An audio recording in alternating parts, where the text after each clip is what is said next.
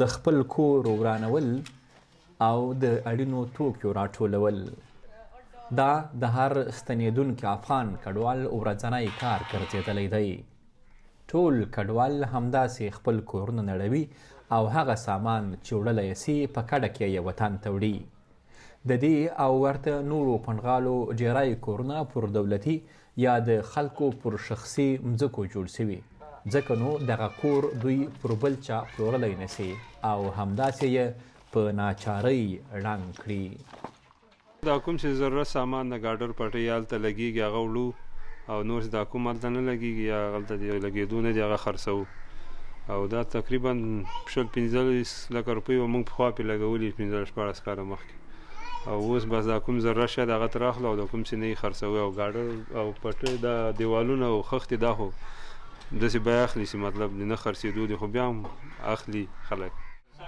په دې پنډغالي کې ځایي کډوال وایي تر نیمایي زیاتې کډې بار سوي دي او د ځینو یخو سیمو کورنۍ لا هم د ژمي تېرېدو ته منتظرې دي چې یخ کم سي او دوی په اسانۍ کډې بار کړي. کلی خو تقریبا دا 15 کیمپ ده او کلی دا خضرخیلو کلی ده. دلته تقریبا شاوخوا 450-500 کوره ول. اوس تقریبا چې شمار وکړي 80-15 کوره به نه پاتې، کم خلک پاتې او ډېر تللي دي او دغه پاتې چې دي دا هم د ژمي په خاطر پاتې دي اکثره او بعضې ناروغان دي هسپتال کې اپریشنونه سوي دي هغه له وجې پاتې دي. هغه چې کله روغ شي هغه نه بعد به ځي. د هریپور په دې افغان پنډغالي کې ژوند لا هم روان دی. دغه وړوکی بازار یې لا هم د پنډغالي له خلکو ډک دی او پیر او پلور پکې کیږي. د نورو پنډغالو په څیر دلته هم اکثریت وګړي بېوسه دي او ډېرې کورنۍ شته چې وطن ته د کډې بارولو کرایه نه لري.